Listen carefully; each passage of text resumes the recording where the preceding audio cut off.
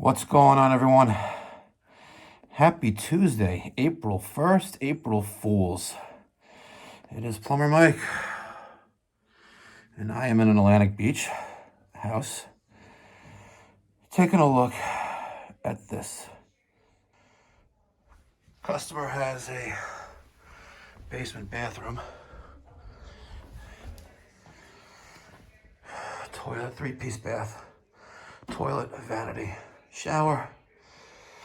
And they're not normally here in the winter, but their building in New York City kind of like got shut down. So they're at their summer house. And last night, they noticed that when they were in the shower,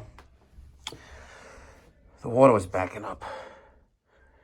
So I came out here this morning, Liberty sewage ejector pit with pump. And I removed this contraption that was hiding all this. And I was able to get to the plug. So I unplug it, the float. This is the float, guys.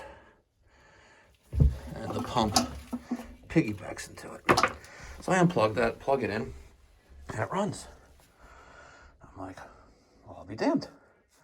But it wasn't a full pit. You know, it ran for like a second and then it was done. You know, you heard there was no more water left to discharge. So I'm like, all right.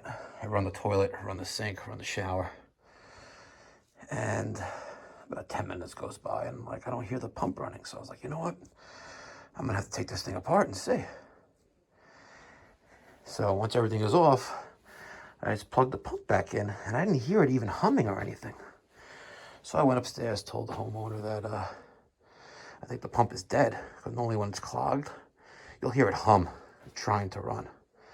But in this case, it wasn't even humming. So in that process of like 10 minutes, I was talking to the homeowners about what's going on, especially since I saw a baby wipe floating in the water. I said, it's likely the baby wipes killed this thing. So I called the supply house, they have one in stock. And I went back downstairs to get my jacket. It has the keys to the truck. I'm like, you know, let me plug it back in and see what happens. Because it did a run for like that 5 seconds when I first got here. So I heard it humming. I was like, the thermal overload, right? So I was like, oh man, now I gotta pull the pit. I gotta pull it anyway, but. So I got the pump out, and lo and behold, look at that.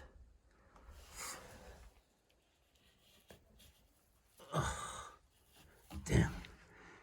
Baby wipes. So I'm going to clean this out, put it back together, and hopefully we're good. Stay tuned.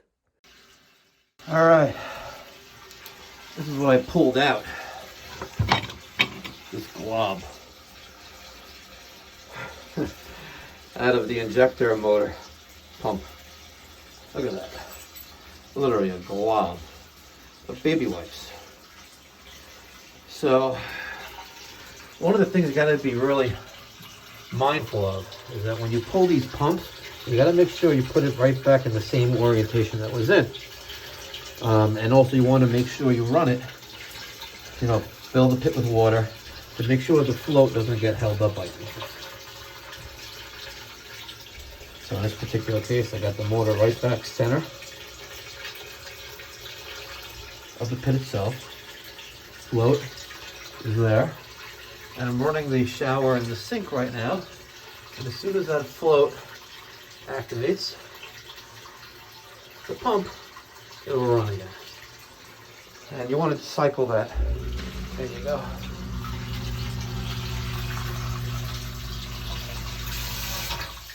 And you want to cycle it several times. You know, reduce a callback. You know, get the job done right the first time. Save time, save money.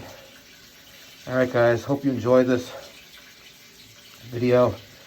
I hope everyone out there is safe, whether you're in the trades or just a homeowner that subscribes to the channel, likes these kind of videos. Please stay safe. Our blessings and prayers and thoughts to everyone out there. Thank you so much for watching. If you haven't done so already, you know, I really appreciate the support. your support to the channel, and you could support the channel by subscribing, hitting that notification bell to get post notifications.